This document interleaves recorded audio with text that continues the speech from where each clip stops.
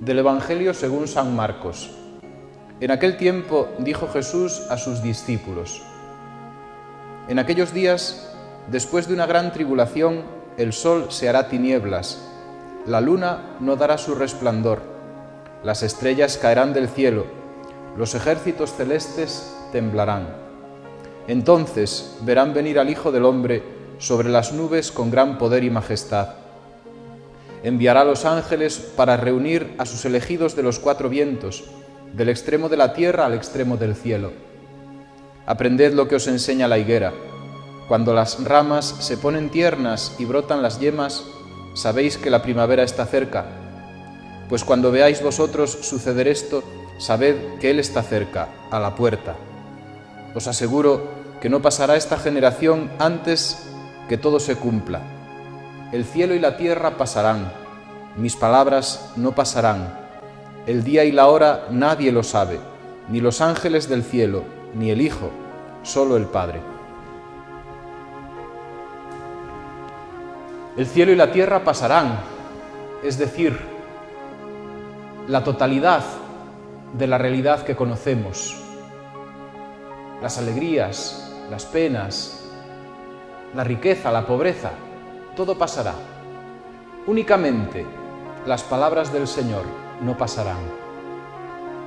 Estamos concluyendo un año litúrgico. El año litúrgico acaba y comienza el nuevo aproximadamente un mes antes que el año civil. Este domingo, el 33º del tiempo ordinario, es el penúltimo del ciclo litúrgico. El último será, Dios mediante, el próximo domingo. Cerraremos un año litúrgico con la fiesta de Cristo Rey.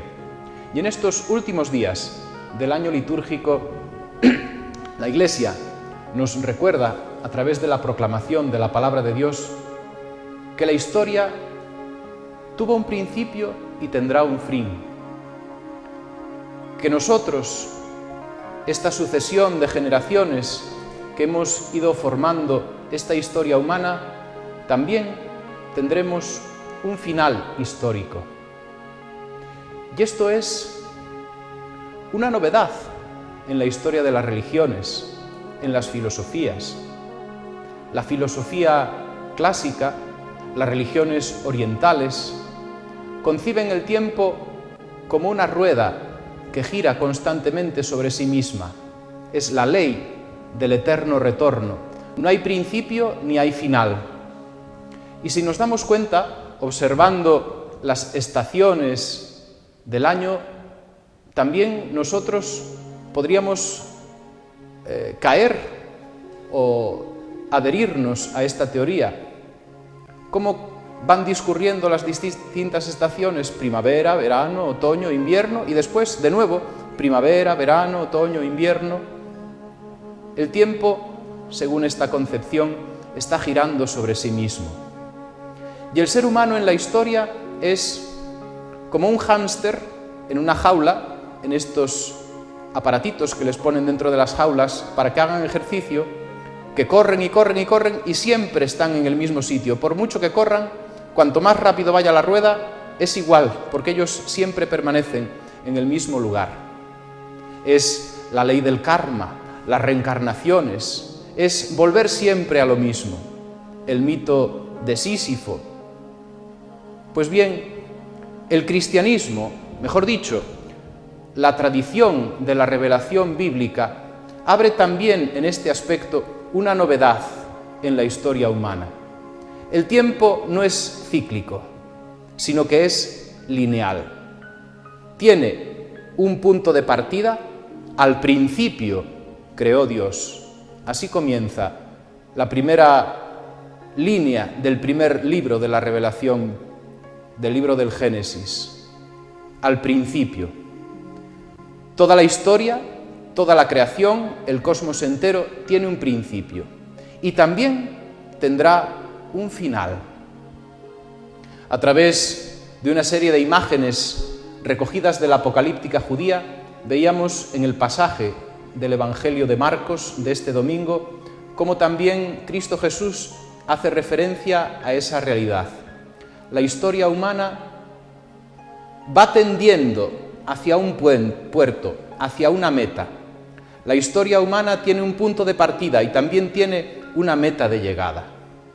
Y esa meta de llegada será el momento en el que haya que poner una raya a la cuenta de la historia y hacer un balance general. La historia tiene principio y tiene final. Varias filosofías, varios modos de entender al ser humano y a la historia no pueden negar que son herederas del cristianismo en este aspecto también. Incluso concepciones del ser humano y de la historia tan abiertamente beligerantes contra el cristianismo como el marxismo no pueden negar que son herederas del cristianismo en este sentido.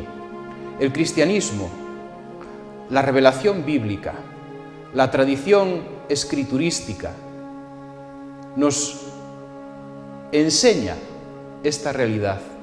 El tiempo es finito. Todo lo que conocemos es finito. Únicamente Dios es infinito.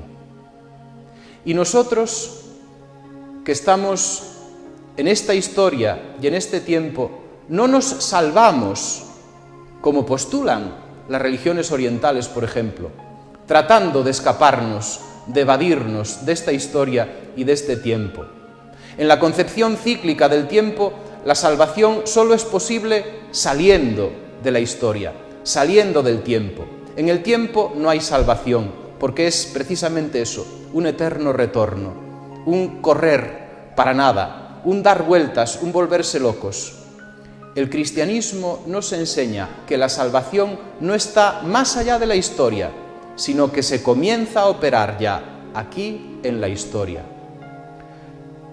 La concepción cíclica del tiempo es una consecuencia de una concepción de la divinidad como vinculada a la naturaleza.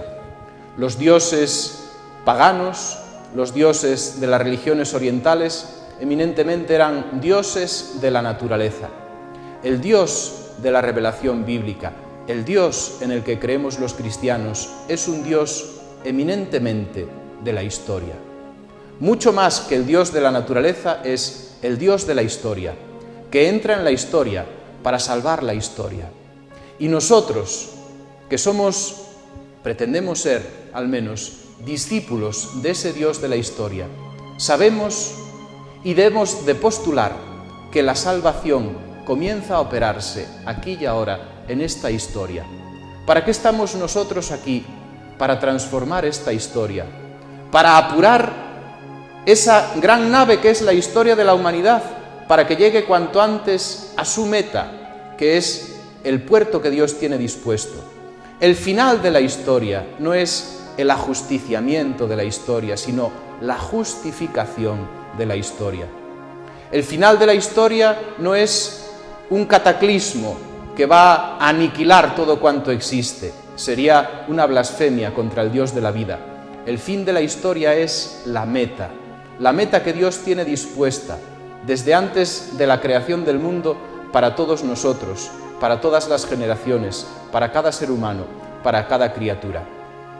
El cristianismo, una vez más, partiendo de esta palabra, nos enseña a nosotros a estar aquí, a ser ciudadanos de un mundo, a ser miembros de una comunidad humana que va caminando, que va peregrinando, pero no que va errática sin saber a dónde. Vamos peregrinando hacia una meta, que es el amor de Dios, porque hemos salido de un punto de partida también, que es el corazón amoroso de Dios. Ojalá nosotros transformemos esta historia, ojalá nosotros seamos capaces de cumplir esa misión que el Señor nos encomienda, de convertir esta historia en la historia que Dios quiere.